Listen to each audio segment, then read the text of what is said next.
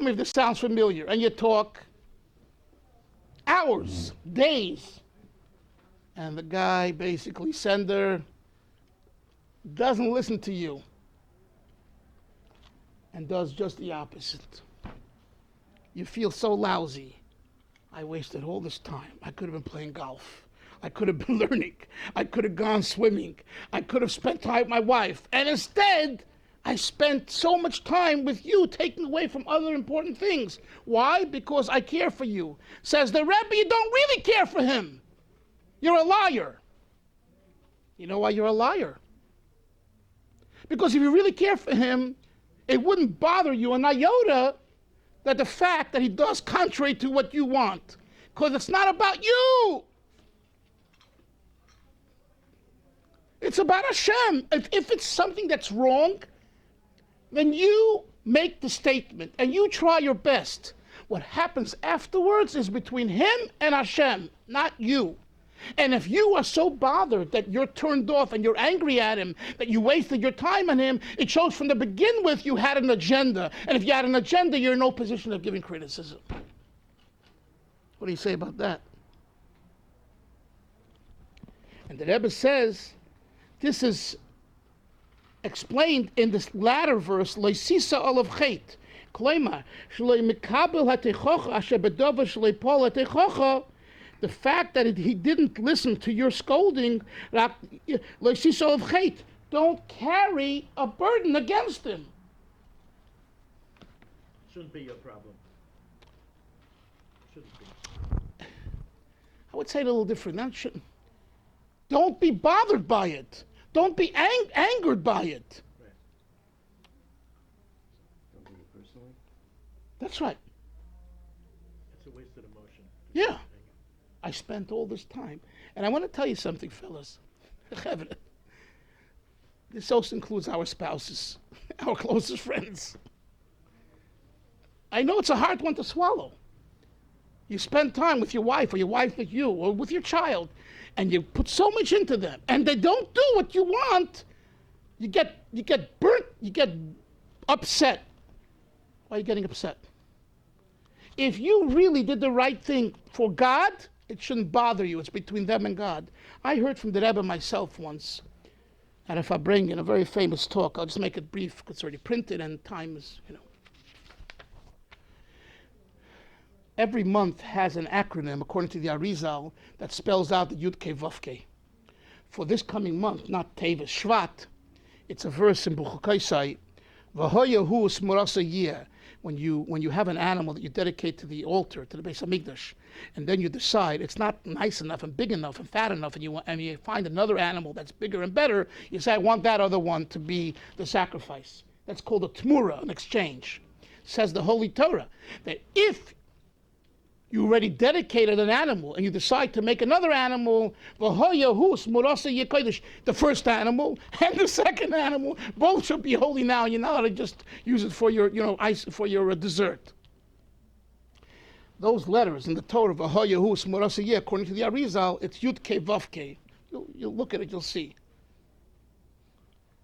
So the Rebbe asked the question at the Fabrengen. That was there. The Rebbe asked, why is the acronym of the Arizal only those 4 letters and not the last 2 words of the pasuk, Yeh Kodesh? So you're going to answer, because Yeh Kodesh doesn't make up the acronym. It wouldn't make sense. That's a technical answer. But philosophically, what's the message here? And the Rebbe said, the message is that your job is to try to make an exchange and bring another Jew back to the Father in heaven. Whether the Jew will become holy or not, religious or not, is not your business. I heard that from the Rebbe. Whether or not your wife listens to you is not your business. Whether or not your son listens to you is not your business. I'm saying in the vernacular, not your business. I don't mean... It means, in other words, if at the end of the day they decide to find their own path, it's between them and HaKadosh Baruch Hu. And it's a very hard thing to swallow, especially the closer you are to a person, the more you love them, the more you care for them, and the more they don't do what you think is right. Yeah, what you think is right. Right. So on one hand, But you did your job. you have to do your job. But It ends there.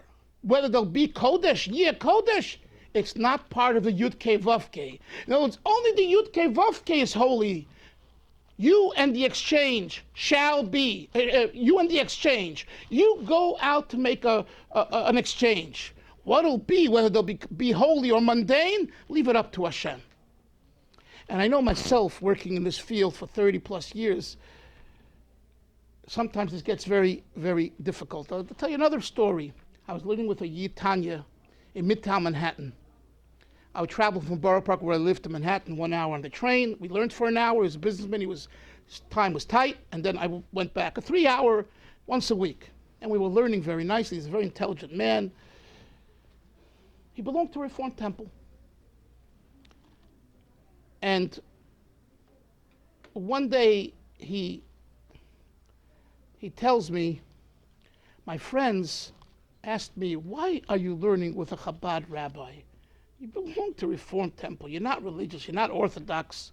You have nothing better to do with your time? So he said to me, and I didn't have a good answer for them, but I said to them, if he will push on me mitzvahs and putting on tefillin and, but really push me, I'm going to stop learning with him. This was at a time when it was like 5-6 years into our learning, and he wasn't becoming more observant. And here I am, schlepping 2 hours each way, and it's like, do something. And just that Shabbos, so I decided I'm going to now kind of let him have it at this session. I'm going to tell him, come on, do a mitzvah, come on, a little stronger. That Shabbos, Rabbi Yoel Kahn, my teacher, my Hasidus teacher, bring the basement on our shul.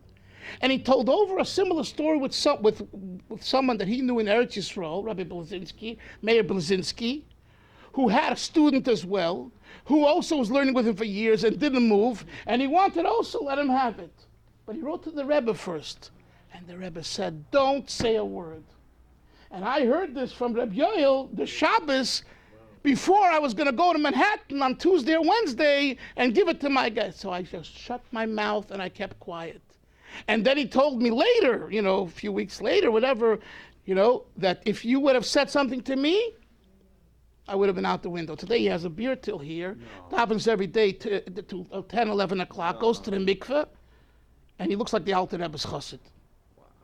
And he's a serious learner. And he works hard and successful.